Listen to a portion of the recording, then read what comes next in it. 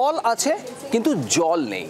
প্রায় 2 বছর ধরে ঝাড়গ্রামের দহিজুড়ি এলাকায় এমনই অবস্থা। পানীয় জলের অভাবে একেবারে নাভিশ্বাস উঠছে প্রায় 300-400 পরিবারের। আর এখানেই শাসক দলকে বিঁধছে বিরোধী শিবির, যদিও সমস্যার সমাধানের আশ্বাস দিচ্ছে স্থানীয় প্রশাসন। ট্যাপ আছে, বসেছে পাইপলাইন, এমনকি জল তোলার জন্য বসেছে পাম্পও, কিন্তু জল আসেনি। ঝাড়গ্রামের বিনপুর 1 নম্বর ব্লকের দহিজুড়িতে এমনই ছবি গত 2-3 বছর ধরে। তীব্র জল সংকটে এলাকা 300-400 পরিবার। জেলা সদর ঝাড়গ্রাম থেকে মাত্র 5 কিলোমিটার দূরে এমন জল ছবিতে প্রচন্ড ক্ষুব্ধ এলাকাবাসী। পিএইচি লাইন করেছে কিন্তু জল নেই। যখন এই লাইনটা করা হয় তখন ওই মাস 1.5-2 দিয়েছিল, তারপর হঠাৎ করে কেন বন্ধ হয়ে যায় জানি না।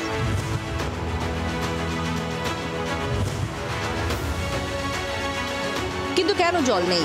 স্থানীয় বাসিন্দারা জানাচ্ছেন, বছর 2 আগে পাইপলাইনের মাধ্যমে জল সরবরাহের বন্দোবস্ত করা হয়। মাস 1.5 জলও এসেছিল, কিন্তু তারপর থেকে কোনো এক অজানা কারণে বন্ধ জল সরবরাহ।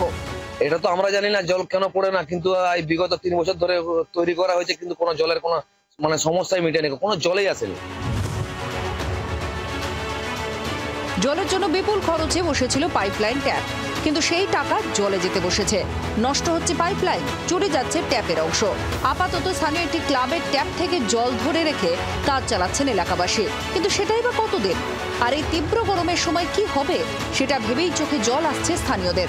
এখন তো গরমের দিন চলে আসছে, আমরা চেষ্টা করব যেখানে যেখানে জল নেই আর না হলে ঠিকঠাক ওরা জল পাচ্ছে না, তাহলে সেখানে আমরা ট্যাঙ্কি ব্যবস্থা করে কিভাবে তাদেরকে জল সরবরাহ করতে পারি সেটা আমরা চেষ্টা করি।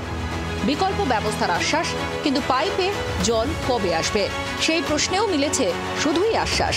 দ্রুতই হবে, কিন্তু সেই দ্রুত যে কবে তার দিকেই তাকিয়ে কয়েকশো পরিবার।